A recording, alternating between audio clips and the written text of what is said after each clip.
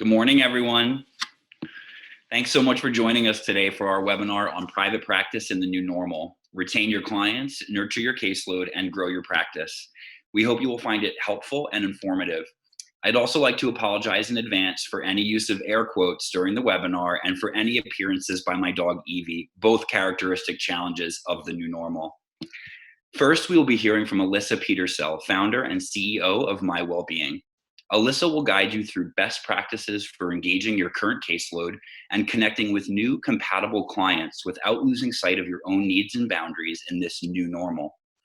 You will learn how to gain support from the professional community, and you will walk away with creative ways to expand the reach of your expertise online. Next, we'll be hearing from Amanda Crowell, PhD. Amanda will discuss how to market your practice with tact and authenticity during the coronavirus crisis and beyond. There are opportunities for therapists and coaches to lead during this crisis and ways to do so without burning yourself out. Last, we will hear from William Brown, founder and CEO of Reimbursify.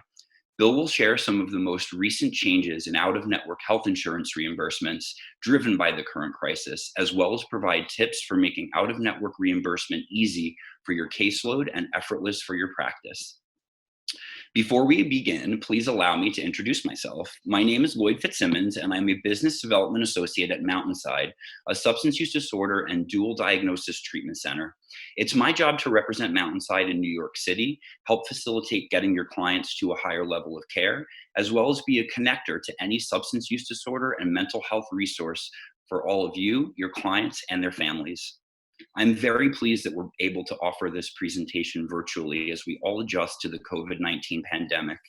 Now more than ever, people need support and community as they battle the psychological effects of this pandemic. All four of the folks here today have one thing in common. We all want your practice to thrive and grow so people can get the help they need. Now a little about Mountainside. In addition to all of our outpatient and recovery coaching offerings now being available virtually, I'm happy to report our inpatient detox and residential levels of care are open and accepting new clients in the foothills of the Berkshires in Canaan, Connecticut. Mountainside takes a true holistic approach to addiction treatment through the mind, body, and spirit. From our beginning 22 years ago, we have always included experiential therapy in our daily programming, incorporating all the mountain has to offer, including hiking, high and low ropes courses, as well as group processing in nature. We have a full continuum of care, including detox, residential, extended care, recovery coaching, and intensive outpatient, including individual therapy and medication-assisted treatment. Once things get back to normal, we also offer outpatient services and recovery coaching in our physical locations in Wilton, Connecticut, Chappaqua, New York, and Huntington, Long Island, in addition to our Canaan campus outpatient program. Most recently, we opened Mountainside Chelsea in Manhattan, a non-clinical hub for recovery with the goals of education, connection, and the promotion of wellness and fun through the hosting of sober events. Individuals attending events or offerings at Mountainside Chelsea do not need to be active clients or alumni to attend, and most of them are free. If I can answer any questions regarding our different levels of care or programming, please reach out to me directly. If you do have a client in need of a higher level of care, I'm also always happy to speak with them or their family to help facilitate the process.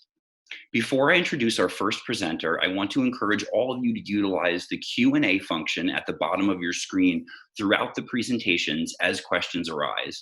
Just type who your question is for, who you are, and what your question is. I will introduce each presenter. They will give a 10 to 15-minute presentation, and then at the end, I will ask them your questions.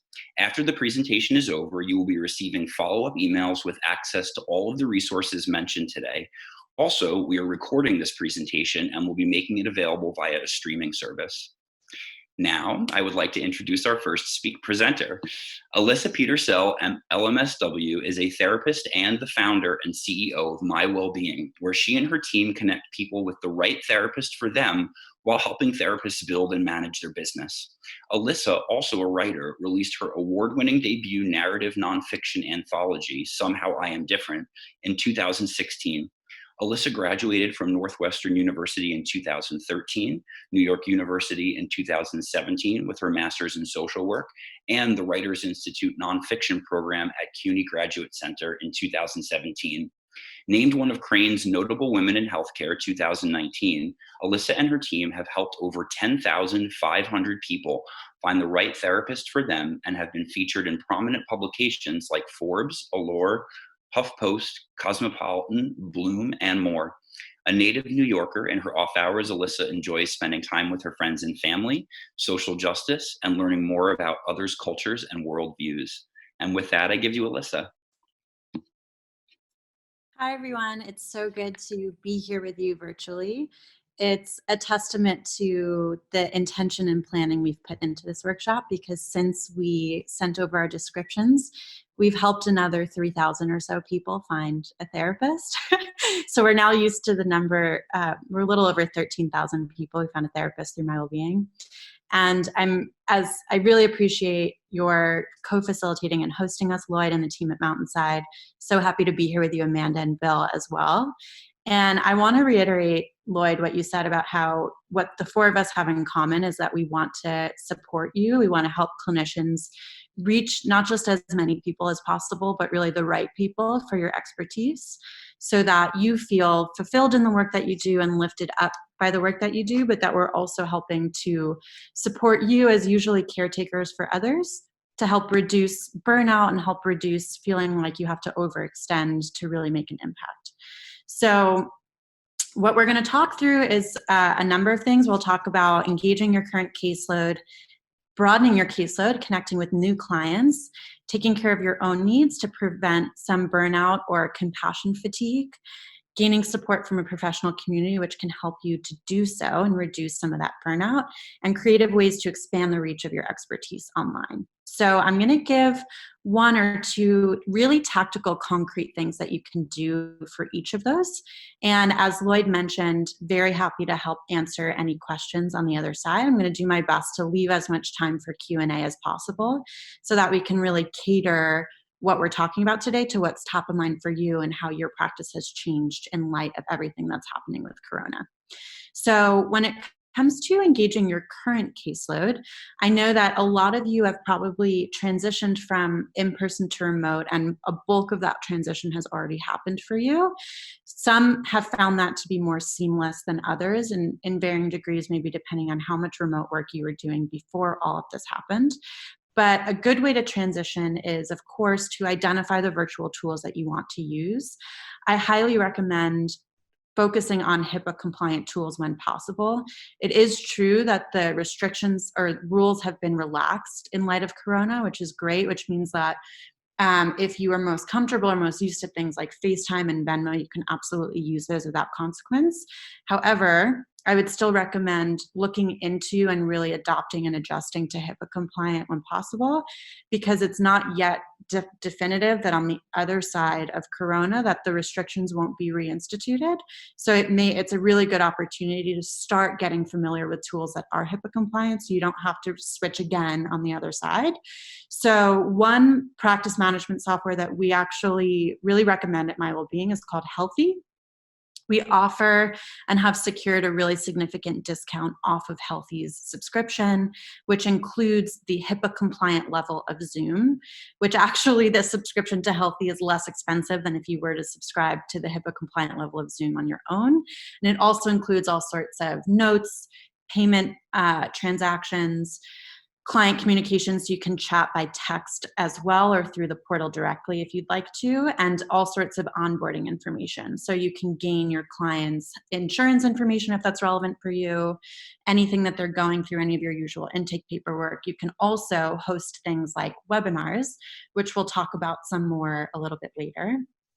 So that's one thing. Even if you feel, your technology is secure, you know what platforms you're using, that's not your area of focus, it's really important to engage your current caseload. And it sounds silly, but really remind them that you're there. And it can be as high or low touch as you'd like. So I always recommend at least one email to say, hi, I'm here. I acknowledge that this could be a really challenging time. And I think it's important to share something that doesn't invade your own boundaries. So depending on the level of care that you'd like to offer, if it were me, I wouldn't necessarily say, call me or text me anytime. For me, I know that that would really stress me out and would potentially if an entire caseload was reaching out to me at 10 p.m., I wouldn't feel comfortable extending that level of care. I wouldn't be confident that I could meet it and not burn out. But instead, I might write a really thoughtful or authentic or maybe concrete and helpful blog post. And maybe I would turn that into a PDF or a one pager, and I might email my caseload to say, I know this can be a really challenging time. Here's a few things you can do between our sessions if you're feeling like the once a week isn't enough. And if you'd like to schedule more, let's do that. I might record meditations or breathing exercises that they can actually listen to say, if you're finding it's harder to fall asleep or harder to wake up in the morning, give this a listen and see if that'll bring down some of your activation state. So it's kind of like you're with them in between sessions without actually having to be on demand. So that it's finding those healthy balances between being able to use technology and use being remote to offer care in unique ways without necessarily yourself feeling, like every time your phone vibrates, it might be a client or you might always have to be on call. So as far as connecting with new compatible clients, a number of you on this webinar are MyWellbeing members, and it's so good to see you.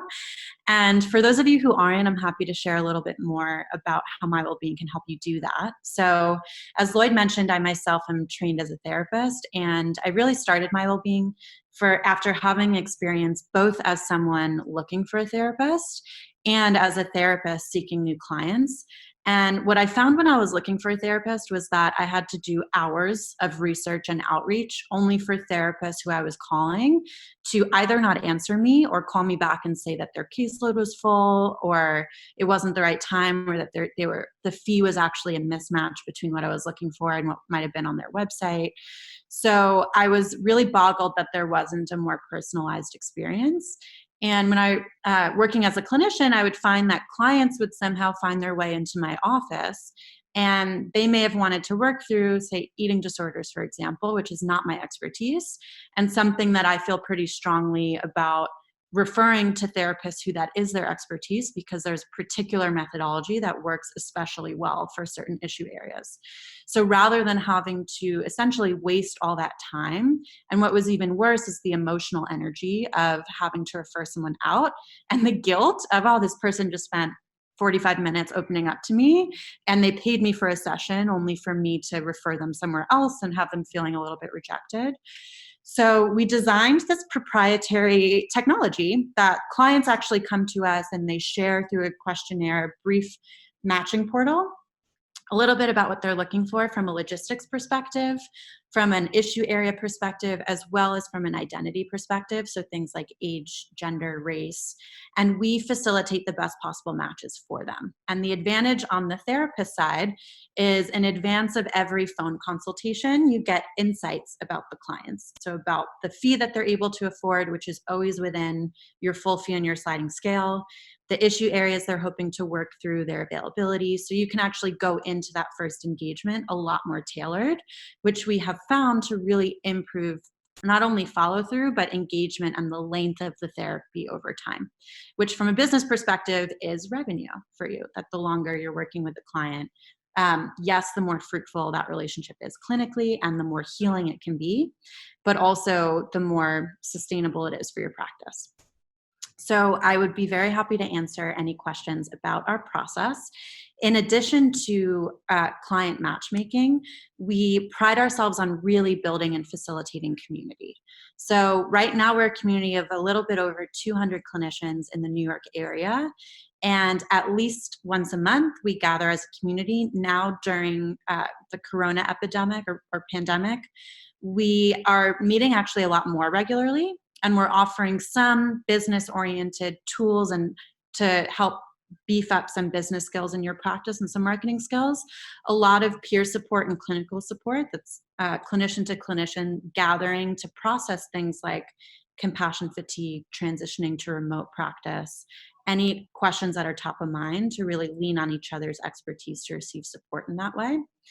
as well as meeting with people like Amanda, Lloyd, Bill, to see how we can all come together to make all of the administrative work and the growing of your practice work easier by bringing all of these slightly different and more nuanced expertise in the same room.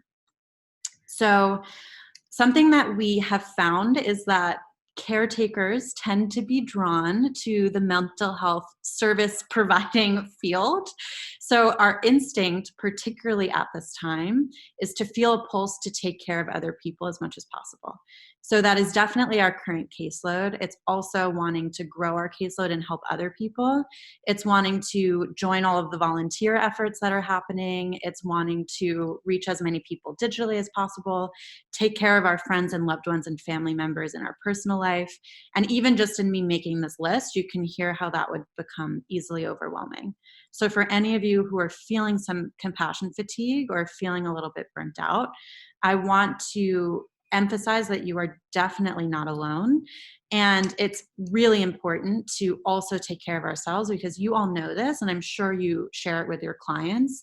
We have to come to this work and come to our lives, really, our best selves, in order to help anyone. And if we try to help everyone, we won't be able to help anyone because we will burn out.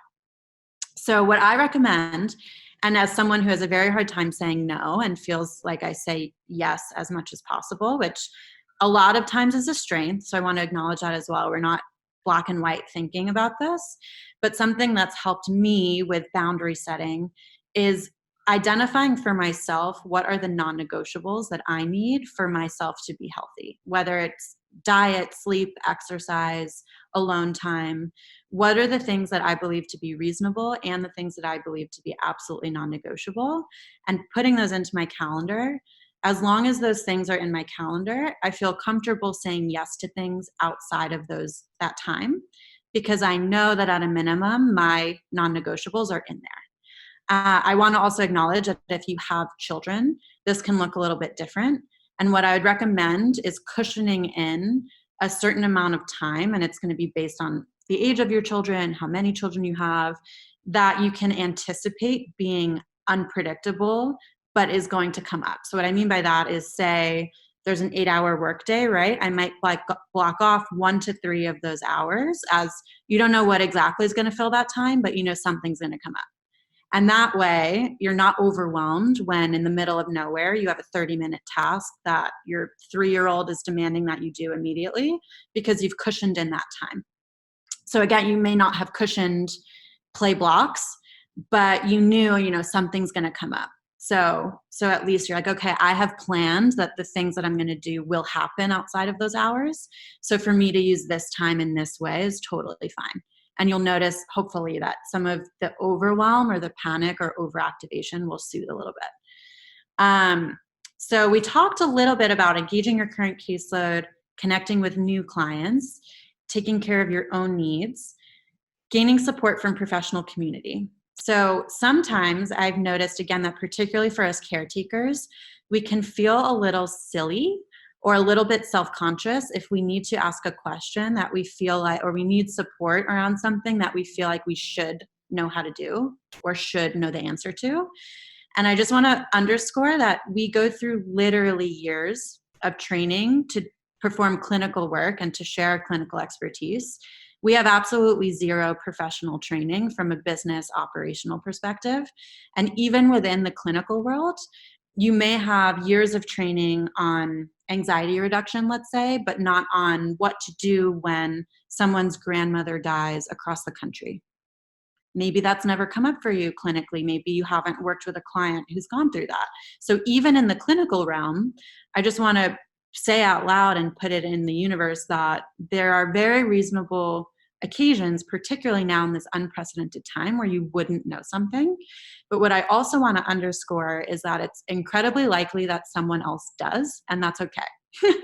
And you will save yourself a lot of time and energy and emotional stress by asking. So that's one of the reasons that we created and really feed the community side of MyWellbeing, because we found early on that one clinician may have literally spent 6 months investigating the absolute best way to soundproof their office. when someone else was just at the beginning of that, and they don't have to do all that research when they can consult with this person who's very eager to share everything that they just learned. And the person who's asking then likely has expertise on something else that would be helpful to this other person to save the other person time. So doing this skill share, reaching out to, if you have a peer supervision group, if you have a professional network, if you reach out to an alumni group where you trained, if you reach out to any of the four of us, we can likely connect you to a colleague or help facilitate an answer ourselves. It's really just to share, thinking through, like, if you're feeling a little bit self-conscious or like, oh, I wish I knew this or I should know this. One, that's an okay feeling and all of us feel it. Two, challenge yourself to be like, yeah, whatever. Like, okay, I'm a little embarrassed. Note it. I'm a little embarrassed, but I'm going to ask. And then if it's really hard to push through that barrier, try thinking through, like, what's the worst possible thing that could happen? The other person thinks you're silly, or the other person thinks, how could you not know that? But then they tell you, and instead of spending 6 hours in the depths of Google, you have your answer. So maybe that person thinks you're a little silly, but at least, in terms of the efficiency of making the most of your time and driving your own practice forward, I still think it's a net win. And going a little bit into creative ways to expand the reach of your practice. So this has been one of the most fun things about, as MyWellbeing's grown and as our reach has grown, that we've really dug a lot more into. One of the things that we have found to be super fun is, I touched on it a little bit, is things like content. And that it can present in various ways. Some people absolutely love social media. Other people hate it. Some people love blogging. Other people hate it. So all of this is to say, I think it's worthwhile to do a little bit of soul searching around what are the one or two creative ways of growing your practice you can commit to that are not absolutely pulling teeth for you to do. You do not have to do everything at all. In fact, trying to do everything on your own probably won't work, because you'll do a little bit of everything instead of getting really good at one thing. And if you think about it, if you're trying to reach, 25 to 30 client caseload, you don't need to reach 12 million people to fill your practice. There are plenty of people in the world who would love to work with you. And if you write an epic piece of content or create a lovely, nurturing Instagram page, whatever channel you choose will reach those people. You just have to have a little bit of patience. And it has to be something that you yourself don't absolutely hate, because your feelings about whatever tactic you're choosing will come through.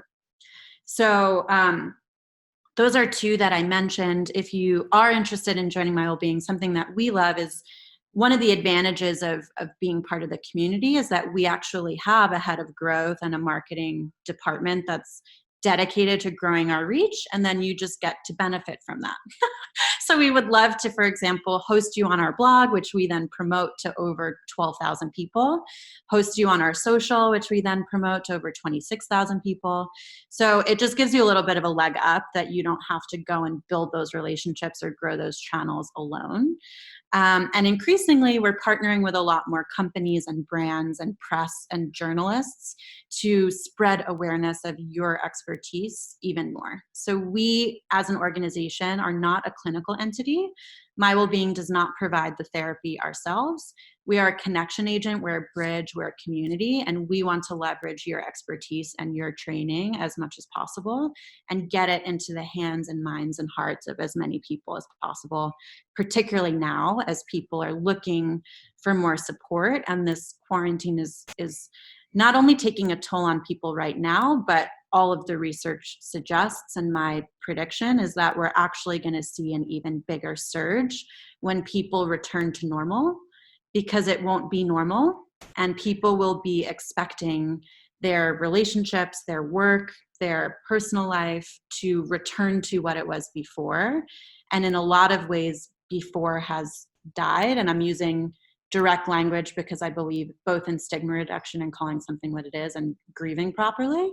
So I think we're going to be going through a lot of grief, a lot of trauma, a lot of PTSD. And people right now are feeling off, and they're feeling, well, of course I'm off, I'm in quarantine. When they're feeling off back in normal life, what we're seeing, predicting what research suggests, is that will be a lot more disorienting, because people will be putting a lot of pressure on themselves to not feel that way when they're back out in the real world. So my priorities are that you have all of the resources and support, both professionally and personally, that you need to weather that storm, because you will be in more demand than ever. And for us at MyWellbeing to be as supportive as possible in that process, whether that's joining our community or asking us questions so that we can point you in the right direction of what would be the right fit for you. We are here and we're happy to help. And just another thank you to Lloyd, Amanda, and Bill for being here today and opening up for some questions. So I think, thank you so much, Alyssa. That was totally awesome. I think what we're going to do is actually do questions at the total end for everybody. Yeah. So we'll just, awesome. But that was incredible. Thank you so much. So next up, we have Dr. Amanda Crowell, a cognitive psychologist and business coach who helps therapists and coaches get more clients and make more money. Amanda's TEDx talk has received more than 500,000 views since January 2019 and has been featured on TED's Ideas blog. Her ideas have also been featured on NPR, Al Jazeera, The Wall Street Journal, and Quartz. Amanda combines her expertise in cognitive psychology, marketing, and mindset hacking to help therapists and coaches create the practice they need with the clients they love. And with that, I give you Amanda. Hi. So thank you, Lloyd. Thank you, Alyssa. Thank you, Bill. I'm super excited to be here to talk to you guys, because I want to first start by just agreeing with Alyssa that for better and for worse, the opportunity available to therapists and coaches is bigger now than it's ever been and will continue to grow. And so that is, like I said, like, we're not happy with the reason why that's true, but it is true. And so you should feel somewhat heartened that, unlike other industries who are really going to fight to come back from this, we have the opportunity to come back from it quite a lot stronger, and with some groundwork in a way that feels to you maybe even better than the way your practice felt before. But one of the key challenges of this time is that part of the reason that there's going to be such a need for therapists is that one thing that has happened to the world is the noise level has gone way up. So if you think of the world, now this is going to be like a little bit of a metaphorical analogy here. Stick with me, it's going to be great. So let's say that the world is Penn Station, right? So not Penn Station right now, which, if you've seen pictures of it, is like ghost town and very scary, but Penn Station at the height of it. So totally crowded with people, so much ambient noise that you can feel it in your ears at times. And there's always the guy playing the saxophone and the guy over in the corner hollering about how Jesus is coming and we all need to be saved, right? So it's crazy town, right? So Penn Station, 5 p.m. on a Thursday. That was the world before the coronavirus, right? Just so much to take in and pay attention to. And that makes you feel like you need to just shut down and avoid paying attention to things. Since the coronavirus has sort of taken over the news media and people's minds and impacted their relationships and made them fearful for their future in terms of the economy, you have to think that now Penn Station has 3 times as many people in it. All the trains are canceled. There's like one train to Trenton that you can get on, maybe, if you're really, really lucky and you pick the right door, can get close enough to it, right? Things have gotten exponentially worse in terms of just the noise in the world that we're in. Now, we are all still wanting to be heard in Penn Station. And if you are somebody who offers services, then you need to basically draw people towards your little part of Penn Station. So let's just say that in this analogy, the thing that you're going to use to draw people towards you, towards your little part, you're going to set up a sanctuary in Penn Station, right? You're going to talk to that person Alyssa knows, who knows how to like make your walls soundproof, and you're going to pump in the like massage parlor music, and people can come in and they can sit down and they can like look through a magazine, and all the magazines are pre-February 2020, right? Like there's no coronavirus anywhere. You're providing a safe haven for the people that you're drawing towards you. But they have to know you exist to come and find the place that they are looking for in their heart. That is your little, safe spot in Penn Station. The way you're going to draw them towards you is a song. You're going to play a song. Now, the song that you need to play has to be a good song. It needs to be loud enough, and it needs to be on repeat. So those are the three things that you need to be thinking about as you put together your marketing, messaging, positioning song in Penn Station. All right. So the first thing is that song needs to be a compelling song. So maybe you've been in a loud place, like at the mall at Christmas time or something. You're like, I know that song. What is that song? But you can't quite hear it. And you're like, you catch the edge of it, and you kind of follow it around in the store until you're standing underneath the speaker, and you're like, it's some Christmasized version of the Macarena. And then suddenly you're in it, right? You go seeking out the song.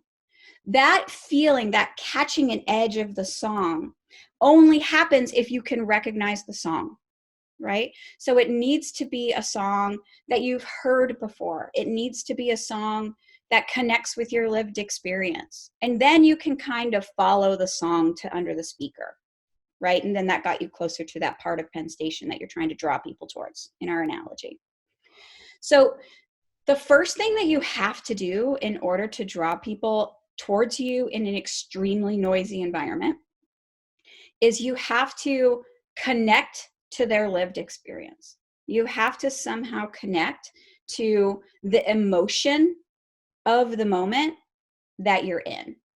So emotion is the volume of the song. So the first thing you have to do is stand for something, which is the song has to be a good one, right? You have to say to people, I'm here to help really focused men reconnect to their children. That's a feeling that we can connect to. That's a standing for something. And then how you talk about what you stand for is the volume of the song. So first we have to recognize the song, and then we have to amp up the volume of the song. So when we talk about how to bring more emotion into your marketing, we like to talk about a three-part statement, right? So you would call it a positioning statement, or a niche statement. Has three parts. You have to connect to the person that they know they are.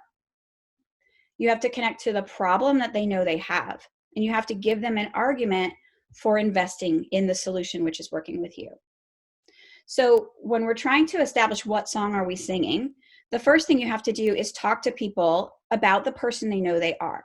So I'm going to give you an example of this because I think it's helpful. So let's say that you've decided that what you're going to stand for are, you're going to help men who feel disconnected from their families have better relationships. That's what you're going to do. And let's say that you decide that the way you're going to tell people that is, I help emotionally unavailable men reconnect to their passions and their true selves so he can repair his relationship and have peace. So that is how therapists talk about what kind of work they do in men's work, people who work with men. That's a way that they talk about it. Now, first of all, you called him an emotionally unavailable man. That's not something men call themselves. They never say, boy, it's too bad I'm so emotionally unavailable.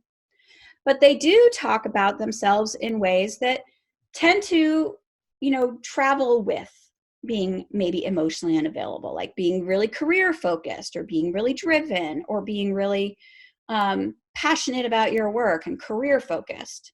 So the first thing we want to do is talk about this person in a way they recognize themselves without any identity conflicts. So you can't really call someone emotionally unavailable, but you can say, throw a compliment in there. You're a focused, driven man. So now we've upped the emotion on the person I know I am, given it a place where like I could go there and not feel bad about myself. I can imagine myself in her tribe without feeling bad about myself. She could help me because she sees me and she likes me. She's not calling me emotionally unavailable. She's calling me driven and focused. And then the second piece of that is a problem that they know they have. So we have to talk to people about the problems that they talk to themselves about, not about the problems that their therapist would talk about, right? So in this case, we had an emotionally unavailable man who needs to connect to his passions and his true self. So that's what we think the problem is. The problem that you have is that you're not connected to your inner child, for example, or your true self or your passions. But that's not how people talk about their own problems. So when we're trying to get our message out into a noisy marketplace, we have to connect with their lived experience in a way that resonates with them. So you need to talk about, instead of connect to your passions, you could say, reconnect with your, I had a better example of this, but I have to find it. Reconnect with your closest relationships, let's say, right? The problem I have is that I'm not connecting with my wife. Be a better father, be a better husband, be a better friend, right? Because not everybody has, families and kids. But talking, that's the kind of stuff that when they wake up in a start in the middle of the night is the problem. My wife hasn't smiled at me in 6 months. What does that mean about my life? What am I doing with my life? That's when the guy is on the Google machine asking, like, how can I make my wife smile again? And if your marketing and your message connects to that feeling, you've turned the volume up on your message. Suddenly they hear it and they're like, wait, I know that song. I need that song. And they follow it right to the Haven in Penn Station. And then the third thing that you need to do, you cannot be afraid of the fact that it is an investment to work with you. It is an investment in their health. It's an investment in their happiness. It's an investment in their potential. And you have to help them make that investment. A large part of any business is helping people say yes to you. And that's what sales, marketing sets the stage for that, and sales makes the offer, right? So you have to give people the ammunition they need to get themselves on the phone, and then you have to walk them through a process that allows them to say yes to themselves at the end of it. But that's sales, and that's not what we're talking about right now. So part of the ammunition people need is they need you to connect what you're offering to something that they know they're allowed to invest in. Now, almost all therapy, people come to it for work and love. That's what Freud said anyways, and who's going to argue with Freud about that? Certainly not me. So let's say that you know that, so you have to connect whatever it is to the outcome that they know they can invest in. So if you can talk to this career-focused man and say, and it will help your career. When there's less drama at home, you'll actually make more progress rather than less. And so helping them to connect it to what they're used to investing in is helpful. That also amps up the volume on your song. So we had to pick something to be for. That's why we have to have a good song, right? We have to have a song that people are drawn to. And let's just be honest, not all people are drawn to the same song. You may have heard about the Macarena and said, I do not want to go to the place in Penn Station that's playing the Macarena. Meanwhile, I would be there busting a move. Now, other people are very interested in country music versus hip hop music or whatever, right? Our tastes are different. You are not going to be for everyone. And that is fine. Because as Alyssa pointed to earlier in her talk, she was saying, don't do something you hate. Do not be on Instagram if Instagram makes you want to pluck your eyeballs out. Just don't do it, right? So don't do the things you hate. And the analogy to this is build your business around what you will never stop advocating for. Welcome in whoever also really values that and say, hey, bless and release the rest of them. Refer them out. Send them to MyWellbeing. You need to build this business on something that you value so that you want to hear that song all day, every day. Now, once you've got the song and you've amped up the volume on it by connecting to the emotion, calling them someone they want to be and can recognize themselves in, describing the problem the way that they would describe it, and help giving them the ammunition they need to invest, that amps up the volume. Then you got to put that song on repeat. Now, I know that everybody freaks out about this. I don't want to be pigeonholed. I don't only want to work with one kind of person. I would, I'm going to turn away all of these people. But the truth is that people are confused. The world is chaotic and noisy right now. And if you want to be heard and build your business and have the success that you want and help the people that you are dedicated to helping, you need to figure out who you are, build the banks on the river you love, and then put out a consistent message over and over and over again. Because imagine how frustrating it would be if you heard the Macarena and you're coming with me, right, to the Macarena section of Penn Station. And we're like trying to find it and suddenly it stops. You're like, oh, the song is gone. But it just turns right back on and you continue your search. Think about that. We want to have a bat signal, a very clear signal of who we are and who we help and why, and allow people who are passing through Penn Station, who are passing through the noisy world, they can self-select out. If you're playing a different song and you're really unclear, and sometimes it's about men and sometimes it's about children and sometimes it's about dogs, whatever, no one knows who you are. We don't know that we can safely land where you are and have our needs met. So you need to put your song on repeat. Now, some of this can feel very overwhelming when we start to think about it. And I want to reiterate what Alyssa said earlier, which is that you're no good to anyone if you are running yourself into the ground. And it's easy with marketing to feel like more is just better. I just need to do more. But the truth is that when you think about, you have to take the longer term patient perspective on these things. You will get an impact from any marketing that you do. You will.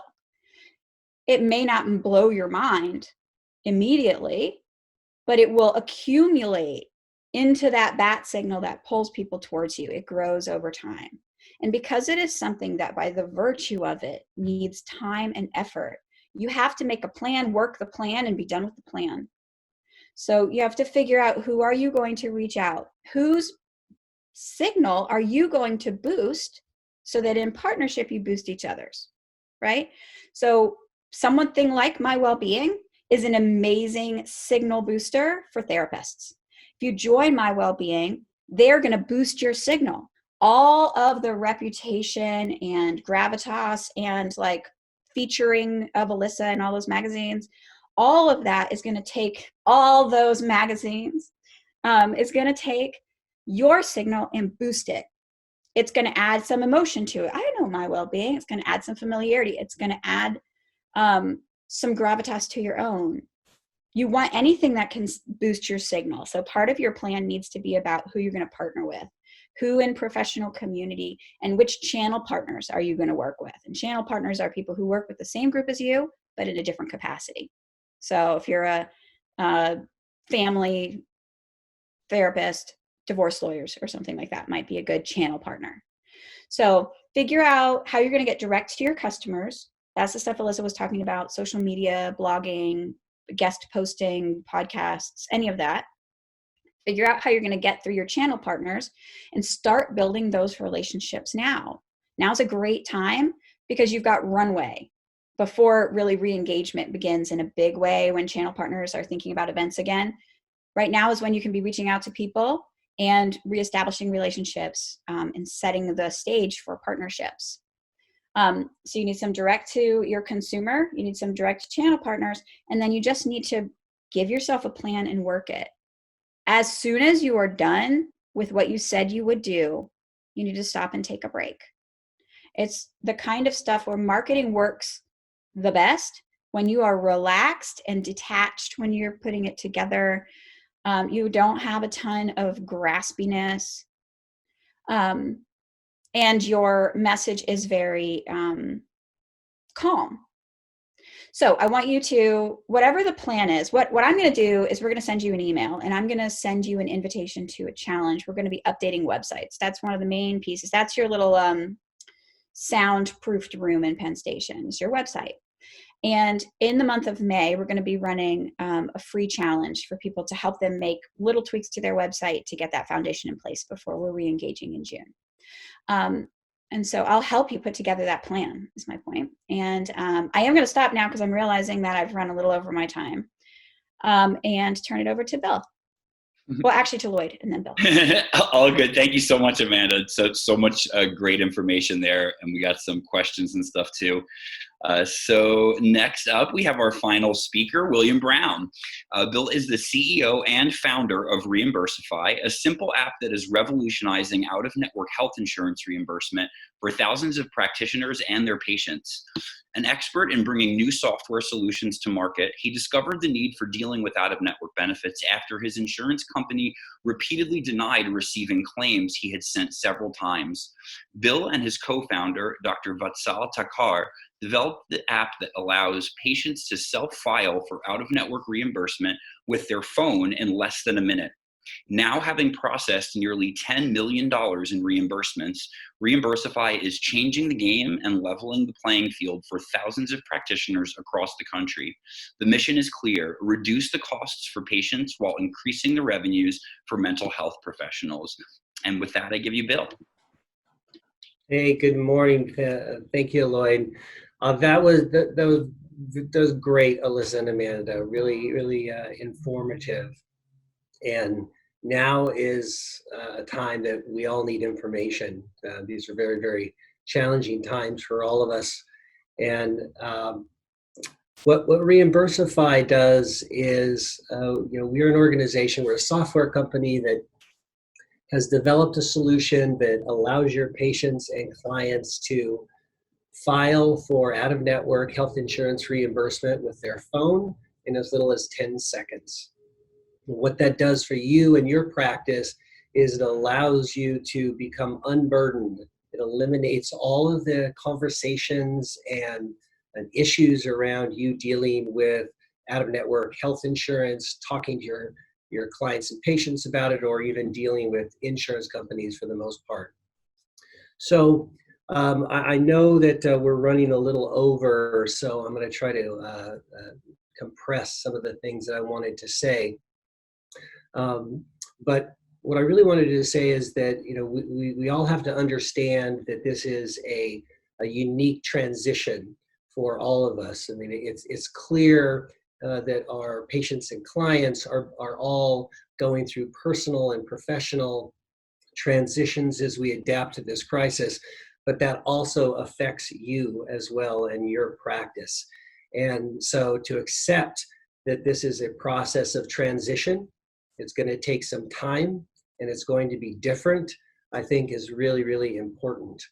I speak experientially just because it just so happens that my wife is a psychotherapist and has been practicing here in Greenwich Village for over 20 years.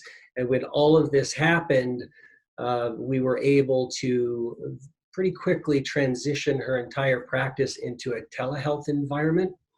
But it was challenging throughout the process. For the most part, she's kept her caseload, but that whole transition process made me understand that now more than ever, it's really important to streamline your practice because there's so much else to deal with. And the marketing aspects that Alyssa and Amanda so eloquently spoke to, they take your time and attention as well. So anything you can do to reduce the burden around administration within your practice while helping your patients is a great investment early on in this process. So Reimbursify is a company that started about 3 years ago. The solution, the app, the Reimbursify app, which can be downloaded from any app store, has been live for about 2 years now. It's currently used by many thousands of healthcare providers across the healthcare spectrum. That includes medical doctors, dermatologists, the like. But about 50% of all our claims processing is through mental health practitioners. And this is a little bit of an artifact around the health insurance industry as a whole, which historically has not paid reimbursement in parity with medical reimbursement, even though 42 states have laws on the books that dictate that they have to do that. But it's been an ongoing battle. It's very, very difficult to deal with health insurance companies.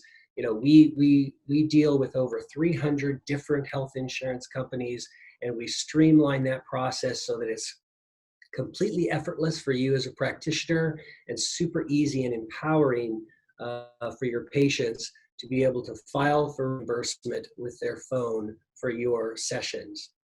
What our data is telling us is that patients who use the Reimbursify app to get reimbursement, they have much higher levels of satisfaction, and they tend to book more regular appointments. Getting back money from an insurance company, even if they're able to get a 50% reimbursement rate, your patients see that as a incredibly valuable offering that you can provide to them with the Reimbursify app. The last thing that I want to talk about in terms of dealing with this new normal around shifting all of our, or most of our sessions into a telehealth environment is that although insurance companies have been highly reticent to pay reimbursement for telehealth in the past, during this crisis, all the major insurance companies have released guidance that says that for the next 90 days, they are paying all services that occur over telehealth. They will reimburse those. However, they're adding a caveat, because they're insurance companies, that say that it has to be coded properly for the telehealth visit. We've built that into the app, so that becomes an automatic selection when your patients file their reimbursement claim in the app. There's a question that comes up that says, was this an office visit? Was this a telehealth visit? So they just select the telehealth, and then the claims are going through and being processed very, very quickly. The last thing I want to just point out is that this is really an opportunity for the mental health community to sort of finally get the attention that they've had coming to them for so very long. We are in the middle of a crisis that is going to affect many, many tens of millions of people, likely with PTSD-like symptoms, and there's going to be a very long tail to this crisis. In the newly enacted government funding acts that have been, the first phase was signed on March 25th. The next one's about to be signed today or tomorrow. There's been at least $425 million that's been allocated specifically on mental health treatment. So I think that as this begins to move forward, that there's going to be a lot of opportunity. And so what I like to remind people is that responding to this opportunity is not being opportunistic. That now is the time for all of you who care about patients' well-being and bring these incredibly valuable services to market to really shine in the same way that our healthcare workers that are on the front line in hospitals are actually providing incredibly high amounts of wonderful care. Also, just as a final thing, and I'll turn it back over to Lloyd and we can go into questions, is for this webinar, we are offering a promo code. If you go to reimbursify.com and you register your practice there, you can register your practice for free. We'll send you information. You can give that out to your clients and help them get reimbursed easily. But there are some premium offerings, so you can give your clients some free claims, or you can make it so that your clients aren't charged for any reimbursement filing for your practices. And if you use promo code Mountainside, any premium service is 50% off for people attending this webinar. Thank you so much, and Thank you to my fantastic co-panelists, Amanda and Alyssa, and to our exemplary host, Mr. Lloyd Fitzsimmons. Thanks so much, Bill. And thank you, Alyssa and Amanda. I think that this has been just a wonderful presentation and so timely. We do have some time here for some questions. And feel free to continue asking them if something comes up for you that you'd like to ask. I want to just start out here with a few comments that have come in. One from Andrew Michaels, who commented that he's been using Doxy, DOXY.me, which is, he claims, is HIPAA approved and easy. So that's one piece of information for all of you. For Amanda, also from Andrew, he says, great suggestions in connecting with our clients. So thank you, Amanda, for that. This next comment is from Christine Flynn. She wants to know if we will be sending the replay. So I thought I would answer that live, that yes, we will. As soon as we have that available via a streaming service, we will put that in an email to all of you, just in case you wanted to replay any part of it. And then the last comment, thank you so much, Jennifer Cutler. Such a nice comment. Jennifer says, this was the most useful training I've attended yet. Everything said was relevant, helpful, and timely, an unexpected delight compared to so many other trainings I've participated in recently. A hearty thanks. So thank you, panelists. That's a wonderful comment. Let's go to Alyssa.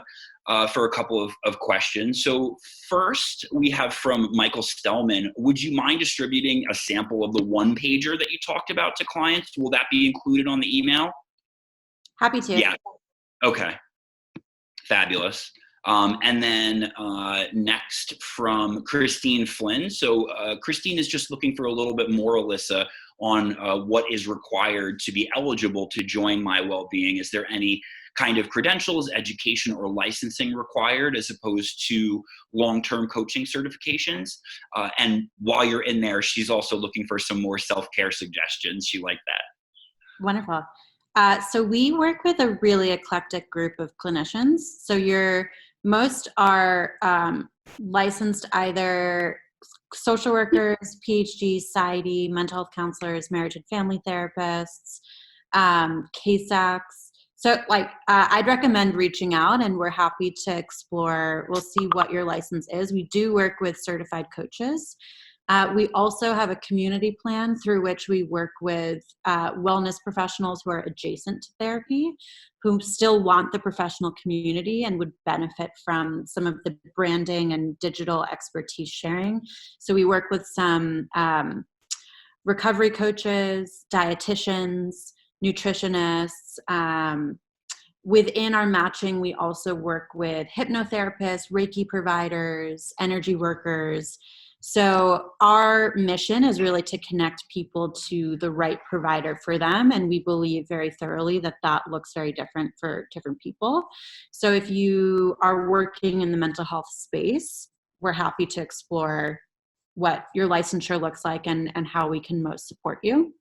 And as far as self-care, so the thing that I recommended during my talk was making sure that you have that non-negotiable time for yourself mapped out.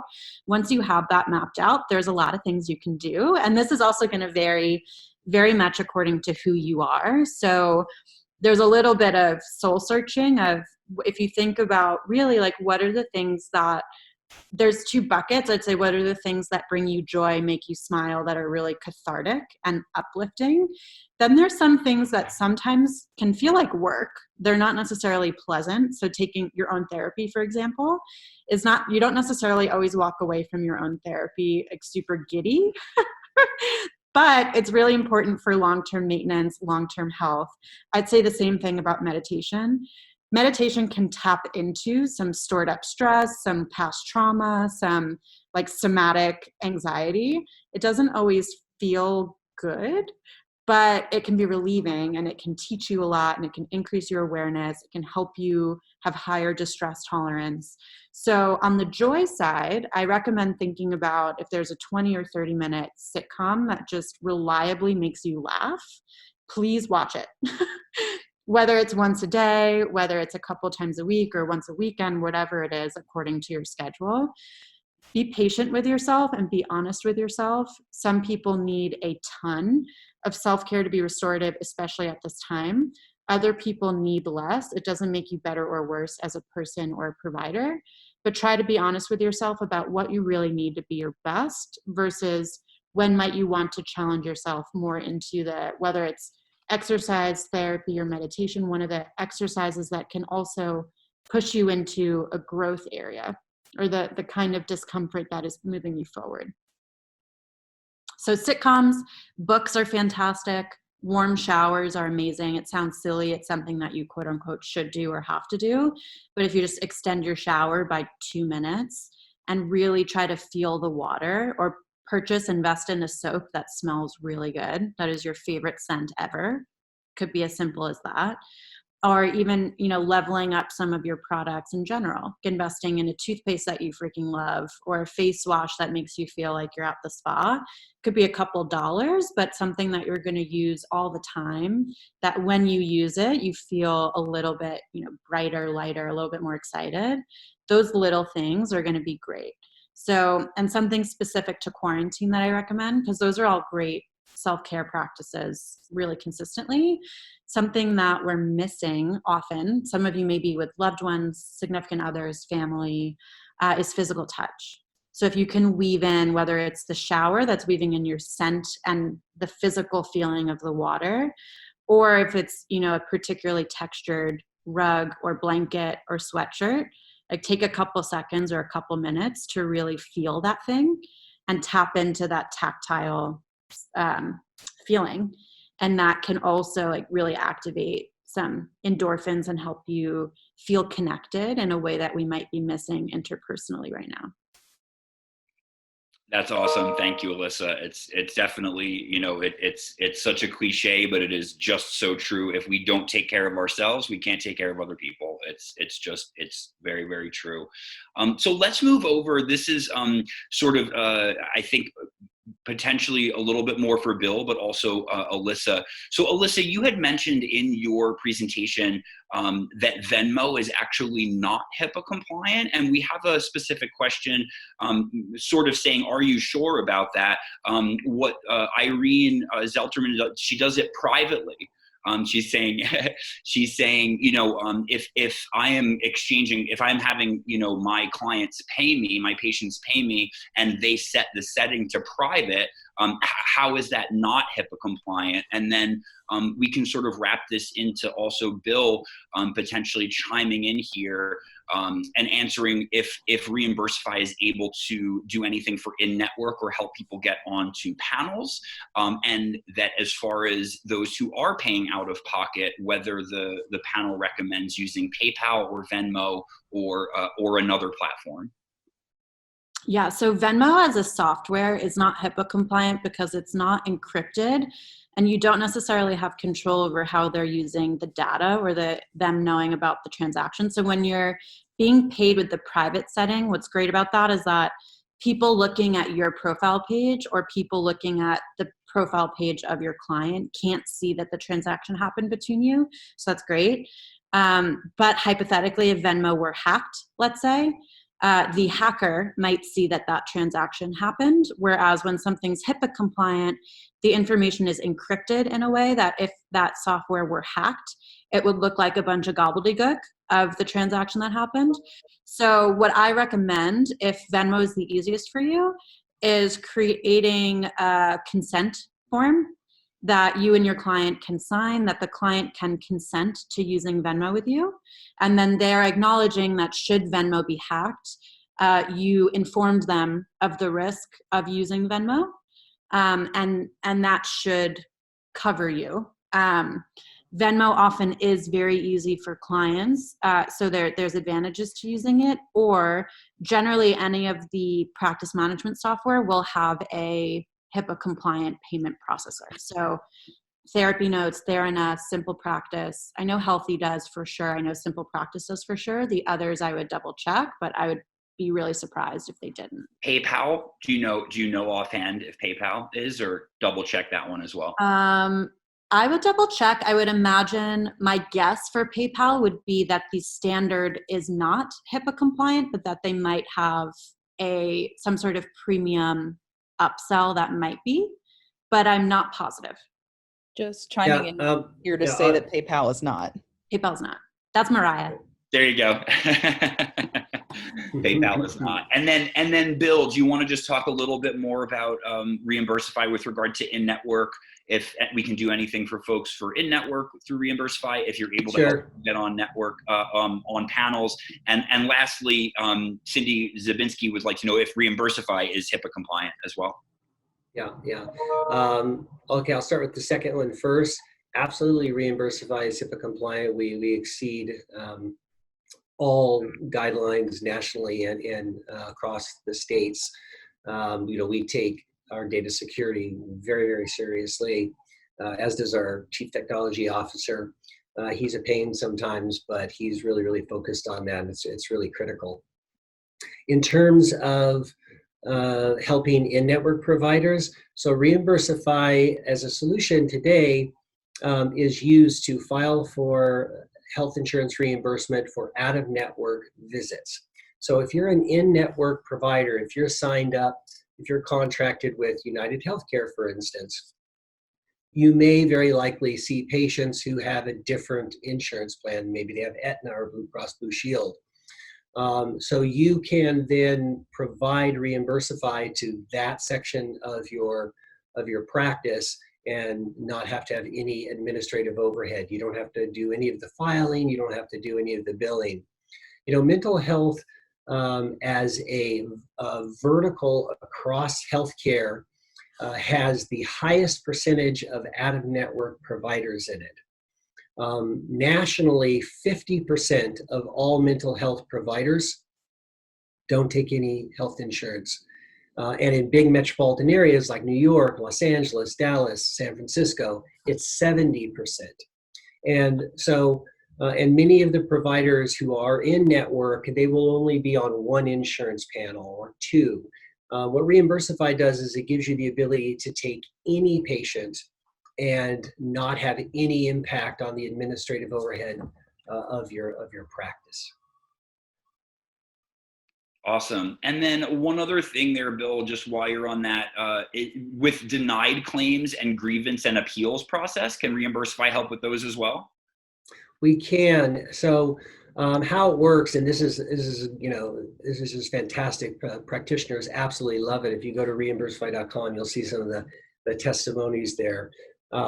If you have a patient that comes in, you have the session, they cash pay you, you give them a super bill, you tell them you can download Reimbursify, you've partnered with Reimbursify, and they can file their claim. That's it. Then you can go off and file another and see another patient. That patient will then download the app.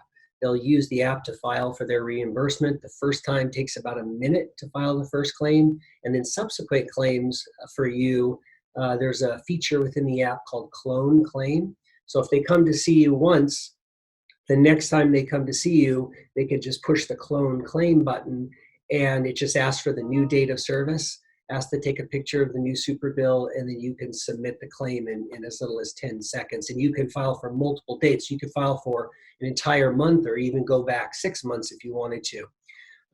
It's really, really flexible like that. What it allows you to do is to then unburden yourself, and then at some later date, if your patient were to call you or contact you and say, my insurance, they rejected that claim, all you have to say as a practitioner is send an email to hello@reimbursify.com, and their customer care team will help you out. So we have a customer care team. This is what they do all day long, which is kind of terrible, is deal with health insurance companies. We pay them well, and they're really talented. So we'll do everything we can. Sometimes we hit limitations around the plan itself because there are many, many, many thousands of plans, and each one of them can be different. But we do everything we can to help your client and patient to claim their money back and streamline your practice. Awesome. Thanks for that, Bill. Hey, Amanda. Yes. Question for you. So we have here from Judith Nadell. Amanda, I don't have a website. I want one, but feel overwhelmed by the idea of doing one. Do you have suggestions of a person or organization that could help with creating a website, or have any other comments on sort of being able to have your own website for a private practice? Yeah. So one of my favorite things about life, and like period, is that usually, and websites are definitely a case of this, 80% of the value of a website is going to come from about 20% of the features you can have on a website. So getting a really good single page website involves a bio, some kind of a problem statement, and a picture of you, and a little link for them to schedule a session with you. If you have those things, you have a perfectly good website.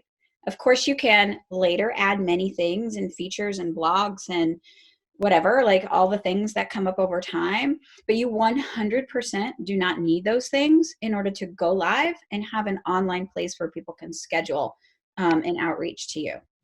So the first statement is don't be overwhelmed, because we can get it done.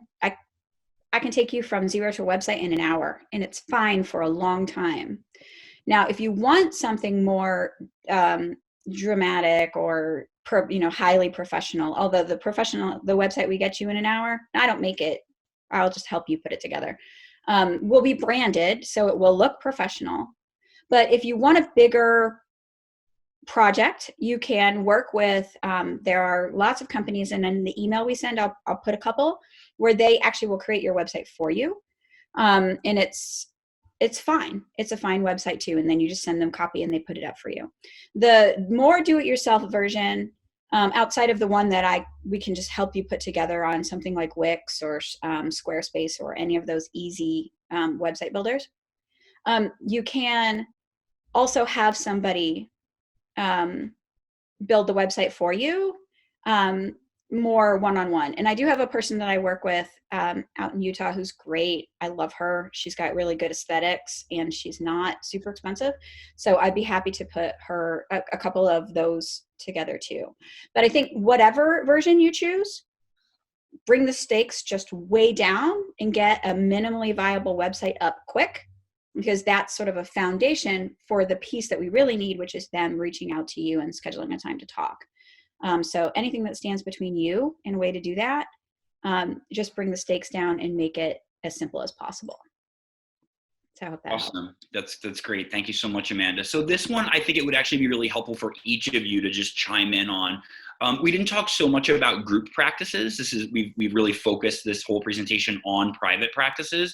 Bill, can you just sort of comment and see, is there a way that Reimbursify could be helpful to a group practice? Alyssa, can MyWellbeing take on a group practice? Would that be Sure. useful? And Amanda, same with your service. Do you offer your package for a group practice as well? And Bill, if you're going to start for us, can you please also just mention this sort of ties into this. One person said that their HIPAA improved platform is Spruce Medical, but the problem is that it cannot do any kind of groups. And is wondering if there are any good group platforms besides the $200 HIPAA compliant Zoom. So that's more group therapy, not group practice, but anyway. Right.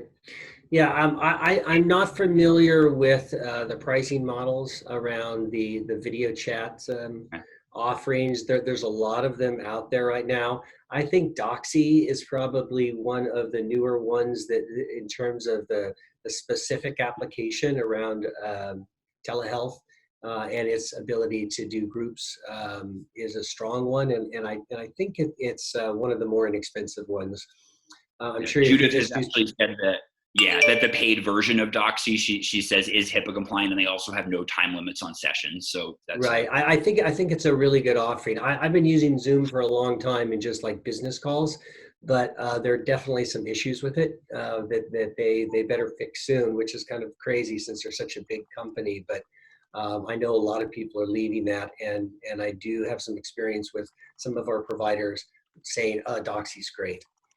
In terms of Reimbursify helping group practices, absolutely. Yeah, the app is sort of what you see, but it's sort of the tip of the iceberg, because underneath it is a really, really sophisticated software platform. It's a sort of a claims processing engine that optimizes the claims that your patients send in, that streamlines and optimizes them for the insurance company, and that results in higher reimbursement rates and fewer rejections. But beyond that, what it does for the practitioner is, when you register your practice, we ask you some questions about your practice, and we build out a profile for you that is also optimized for the insurance companies to reimburse from. So, and that is applicable across a group practice. So if you have a group practice, for instance, to optimize a claim, you have to have both the group practice and the practitioner information listed on that claim. And then you have to have NPIs for each, and then you have to have the group EIN or tax ID number. That's sort of the framework for an optimized claim around the provider information. And when you register your group practice with Reimbursify, we automate that. It's very easy and elegant to do it. We have a form on our website that you fill out, and then we take it from there, and we make that as perfect as we can for the insurance company to process the claims for your patients. Super cool. Thanks, Bill. So as far as group practices with MyWellbeing, we absolutely work with groups, and sometimes MyWellbeing is incredibly helpful for groups for various reasons. So one benefit financially for groups is, for groups of 3, we offer a 10% discount, and for groups of 4 or more is 15%. And we treat individual providers as unique providers. And the reason for that, so everyone has their own matching profile, for example, their own login to the portal, their own client manager to see clients following through at what rate. And the reason is because we are a matchmaking platform. So for example, if within your group practice, you have some people who identify as men, some who identify as providers, identify as women, some providers may identify as people of color, some providers may work with LGBTQ population, it's really important for us to tailor match the clients to the particular provider who can best help them. And then what we do is, within every profile, you can add a forwarding address, so that when a provider matches, you can add, for example, an office administrator, someone who does your billing or your scheduling, or your practice owner if someone wants to be informed of the matches, so that anyone at the administrative level can still see and have access to the information about how membership is going, but that the matching is actually facilitated to the provider. And we also ask that the provider themselves are the ones who are on the consulting call with the client. Because the idea with that call is, it's a brief intro call between the therapist and the client to really gauge fit. So we believe that it's important for the client to actually talk to the therapist versus talking to an office administrator or someone like that, who might then facilitate scheduling. So we understand that may work a little bit differently in your group practice. That is what we ask and what we recommend. And then naturally, there's a lot of benefits as well for groups that you can essentially offload some of your culture building support, peer supervision, clinical supervision, marketing support to MyWellbeing, in a way that when you're a group, you might feel a lot of pressure to organize a lot of those things on your own. So happy to talk to you and learn more about your group and how it can be helpful. Awesome. Thanks, Alyssa. So from my perspective, when it comes to a group practice, there are sort of 2 ways that can typically play out. On the one hand, group practices tend to have some inexperienced therapists working underneath. And those people often join our support lab program, which is our introductory program. It's a lower priced option than one-on-one coaching is. And it takes people through the basics of setting up basic marketing, getting yourself into action to do the kind of outreach that we feel a little nervous about doing for the first time. So it really helps people to understand the very specifics that are in those foundations and gets them moving on it. So often people who have group practices will pay for their therapists to be in support lab, or other programs that we've run. We've also had the case, I've also had the case where someone with a group practice organizes a mastermind for their individual therapists, and the therapist paid for their own involvement in it, but it's only people in that practice who would do it. And I offer a discount for that. That would be also something that could be negotiated for support lab. But then there's the group practice owner themselves, who sometimes I'll work with one-on-one to think about the marketing strategy of the group overall. Because just like the individual therapists need to have a clear song with the emotional volume turned up that's on repeat in order to draw people to themselves like a magnet, you also want your group practice to have, it's a little tricky because you've got these people, as Alyssa just mentioned, one who's really focuses on LGBTQ, and another one who does body issues, and another one who focuses on anxiety. So there's a little bit of a question about how do we create an umbrella that sits over top of the therapists who are in your practice, but still provides its own extra signal boost, its own extra magneticism. So who are we as a practice sits on top of who are we as individuals. And when done right, signal boosts for all the individuals and creates its own reputation, its own sort of place in the market for the group practice overall. And sometimes that's a little bit of a shift for people because the group practice owner was typically an individual practitioner for a while and then becomes the owner of a group practice. And it's difficult sometimes to untangle who am I as the owner versus what is this as the practice. So sometimes when we have those conversations, we do that in one-on-one coaching with the group owner.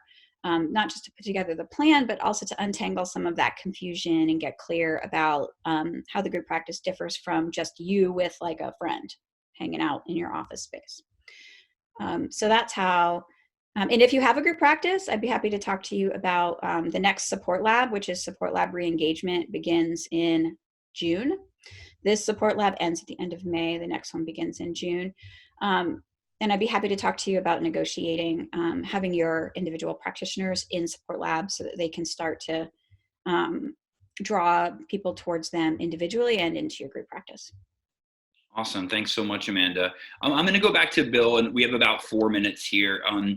Bill, I've gotten this question a couple of times, and I just wanted to see if you had something specific on it. I have someone saying that they're hearing from their United Healthcare clients that they're not reimbursing for telehealth. And you mentioned that all are. Do you have clarification on that, or? Yes. United is definitely one of the big five. United, Aetna, Cigna, Blue Cross Blue Shield, Humana, that have issued guidance. And so it may be an issue with the coding or how the claim is being filed. So I would recommend telling them about Reimbursify and refiling that claim. It's really easy to do. And you know, if you could refile a claim multiple times because you know that's the insurance company is just this big sort of processing monster, and they're just spitting out stuff and rejecting stuff as much as they can. That's really our world to try to resolve that and get that paid. Yeah. Just one other thing, one last point on that is, you know, now that you know that this has happened, where insurance companies are saying, okay, all right, we're gonna reimburse for telehealth. I personally believe that sort of the genie's out of the bottle. They are not going to go back, which is I think instructive for all of the mental health practitioners on this call, because this new normal is going to be part of a continuum. You know, I definitely believe that we're going to get through this and we're going to go back to relative normalcy in terms of being able to see our patients sitting in our offices across from us and having that level of interaction. But I also believe that there's, again, is going to be a long tail to this that affects how all of us practice. We as patients, you know, when I see my therapist, I like to see her in person. It's a different experience, and this has sort of shifted that paradigm, but the relationship is still there. And and I think that it's actually going to be better on the back end, because when I do spend time with her now, if I travel for work or whatever, I'm going to be more likely to book a televisit with her, because we understand it, and I feel like the protocol's in place to really support it. Super cool. Thanks so much, Bill. Alyssa, before we sign off here, we have about 2 minutes. Kelly is wondering, do you guys have any plans of expanding to the Westchester area? Yes. So we actually have just started expanding to all of New York and New Jersey. So we're now in Westchester, Long Island, and New Jersey, and we got legal clearance to work with every state. So we really recognize that there's a huge need for mental health. A lot of people are approaching us from our content and our social, really wanting us to expand to different places. So if you yourself are outside of the New York City boroughs and would like to join, please reach out to either me, Alyssa, ALYSSA, at MyWellbeing.com, or Palak, PALAK, at MyWellbeing.com. And by nature of participating with us and engaging with us today, we're also offering a 1 month free if you use the code New Normal, because we're rolling into a new normal and we're going to help each other be as most prepared and supported as possible. So thank you for that question. And absolutely, there's a lot of folks who even used to be residing in the New York City area who, for the duration of the corona outbreak and potentially a few weeks or a few months after, are now in Westchester and Long Island or upstate New York. So we definitely are offering support to those people. Thank you. Amazing. Bill, Alyssa, Amanda, thank you so much. The feedback Thank from you, our participants was wonderful. Participants, thank you for joining us. We will be sure to get you as much information in a follow-up email as possible, contacts for all 3 of the panelists' companies, as well as Mountainside. And with that, everyone have a great day.